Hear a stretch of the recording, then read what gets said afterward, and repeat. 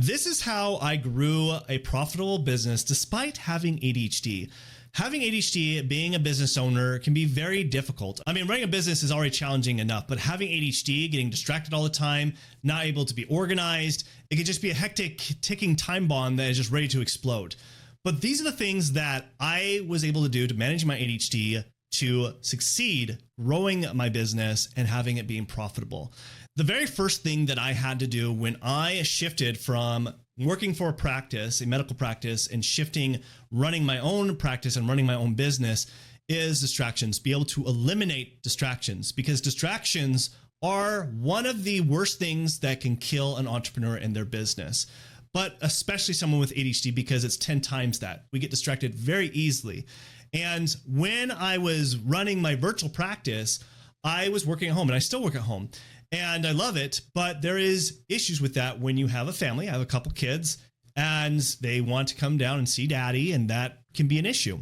And so I had to make it a very strict rule that you could not come and see me during work hours, because if they opened the door and disturbed me, and also my wife, same thing, then it would take me 20, 30 minutes to get back into work. And so then I would have to work later hours, which wasn't a good thing. And so what I would suggest to him was like, hey, look, if you don't disturb me, then I'm able to get my work done sooner, and therefore I can get it done earlier and to be with the family. And so that was great, but there was other distractions, of course. There's other noises that happen outside your house. And us people with ADHD, we tend to have very high sensitivity to noise and many other things, especially visually, that I had to use some additional things, such as using white noise. I would use a white noise machine. I would use headphones to drown out any kind of noise and distraction. And that really helped me hyper focus and be more productive and efficient throughout the day. I also had to make sure all the windows were closed, because if I saw something outside, I would stare at it and look at it and be like, ooh, what is that? What are they doing? And then my mind would wander. So I had to just make sure to prioritize what are the things that are sabotaging my distractions, and then plan accordingly. The other thing, which is a big one for most people, is this cell phone right here. This cell phone definitely is a big distracting tool. And so what I had to do is put it in focus mode and make sure that no one could really disturb me during those office hours. Sometimes I'd also put it in a different room, but those were key in order for me to do the necessary things to helping growing my business. Which leads into my second thing, is that every entrepreneur definitely suffers with the shiny object syndrome, but especially someone with ADHD, because we want to run 10 different businesses or 10 million different ideas that will come, but never really execute on them. Or we do execute on them, but we never get good at one thing. And this is something that I learned a lot with early on with one of my mentors and coaches that I had, which I'm so grateful for, is that teaching me that you need to focus on just one thing and make it work effectively before moving on to something else additional to add into your business. And I am grateful for that. And it's something that has made a big difference of making my business profitable, because the thing that I decided to hone down and focus on was YouTube. And that's the only thing that I've stuck on for years, is only YouTube and getting our clients through there. And has made such a big difference for our business, because I decided not to try all these other different ways to bring in revenue and bringing in new clients, because I wouldn't have been very good at it.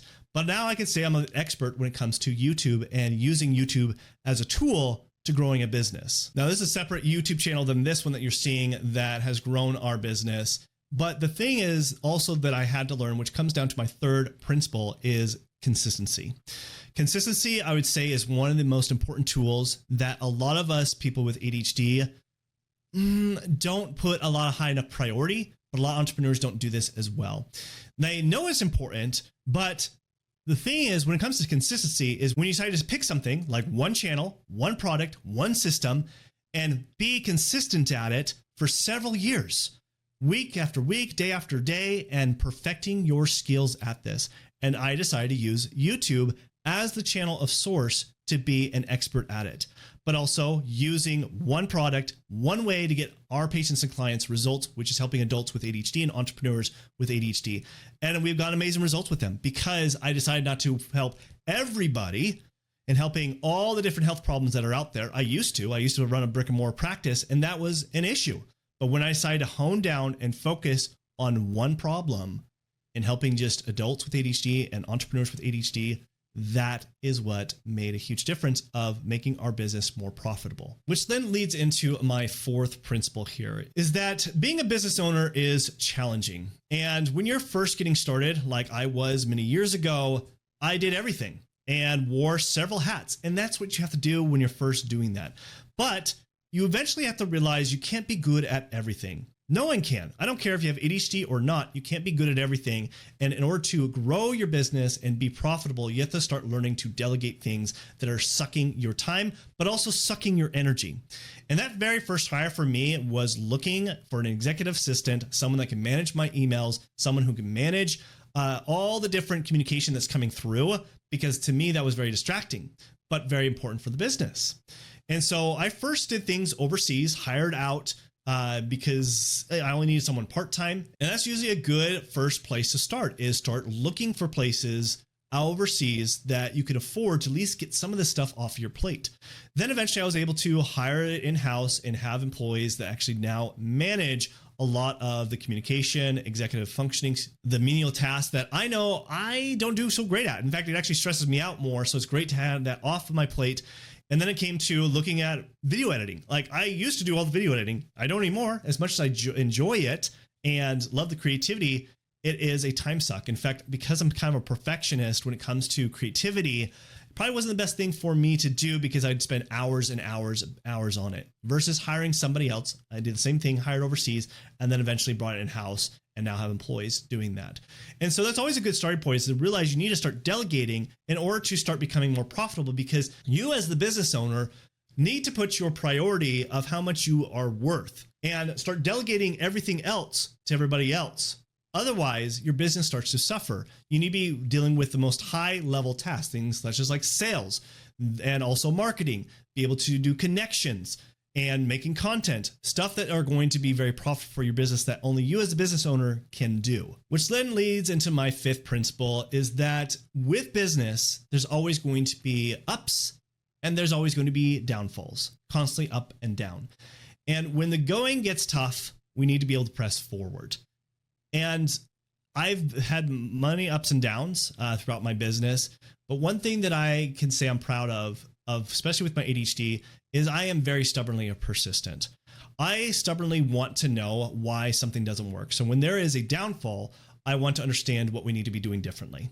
Instead of crawling up in a corner and complaining and not doing anything about it, I decide to take action and be a quick starter to try new things sometimes. This is when I realize I might need to try new things, but also at the same time is what is broken and to be able to press forward to making the changes. Because if I don't, then my business suffers. But this also leads into how I manage my ADHD. And that really comes down to my health. And it's something that's very important for entrepreneurs. So if you don't have ADHD, health is still something that should be your most top priority. Because if you don't have your health, you don't have good focus, you don't have good energy, you don't have good motivation and drive. And these are things that I have to work on consistently.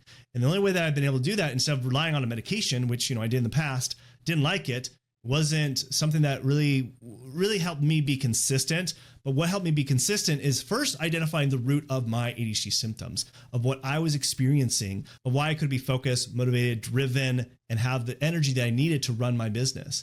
And that required me investigating, doing lab work to understand the imbalances of my body chemistry so that I could improve my ADHD. So you should watch this video next, where I talk about the critical labs that every entrepreneur should be running to see if there's issues that you have so that you can learn to optimize your health. So watch this video next.